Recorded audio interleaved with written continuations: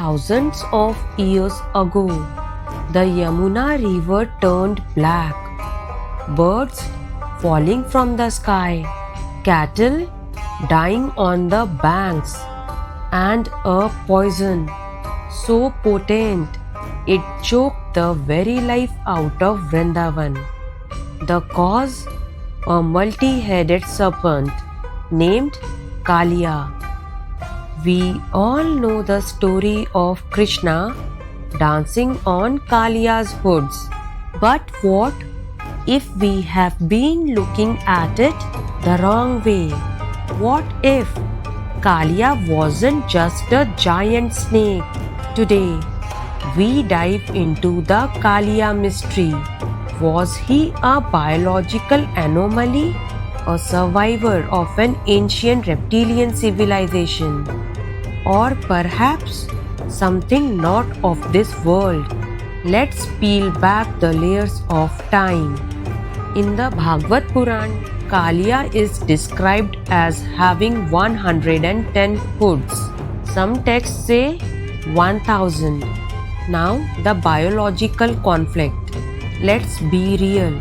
Nature doesn't produce 1000-headed organisms. However, polycephaly, it means having multiple heads.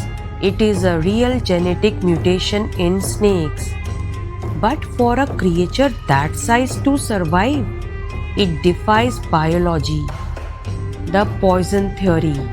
The texts say the water boiled and the air became toxic. This sounds less like animal venom and more like chemical or radioactive contamination. Speculation. Was Kaliya's presence a metaphor for a massive environmental disaster? Or was Kaliya a name for a biological weapon left behind by a precursor race? This is where it gets spicy. Across almost every ancient culture, from the Sumerians to the Mayans, we see serpent gods. In India, we call them Nagas, not just snakes. The Vedas describe Nagas as a highly intelligent, technologically advanced race living in Patal Lok, an underground realm. Kaliya as an outcast. The legend says Kaliya fled to the Yamuna to hide from Garud, the giant bird deity. The heads could have been a description of a multi-vessel fleet or a specific type of a defensive armor. Now the civilization angle. Think about it. If Kaliya represented a Naga tribe, the conflict with Krishna might have been a territorial war between a declining ancient civilization and a rising human era. Why was Kaliya so afraid of Garud? And why did he choose the depths of the river? Ancient astronaut or underground theory? Some researchers suggest that Patal Lok wasn't hell, but a sophisticated underground network. If Kaliya was a remnant of an advanced reptilian species, his poison could have been the exhaust or waste from his craft or habitat. Now the pact. When Krishna defeated him, he didn't kill him. He banished him to Ramanadweep. This feels less like a miracle and more like a diplomatic exile.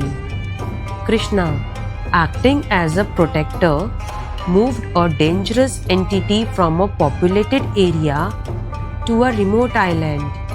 So, was Kaliya just a story told to children, or is he the smoking gun for the lost chapter of human history? The takeaway: whether he was a literal monster, a metaphor for pollution, or a representative of a sophisticated Naga civilization, the message remains clear. Balance must be restored when power goes unchecked. The next time you see a statue of Krishna dancing on a serpent, look closer. You might be looking at the final standoff between two different worlds. What do you think?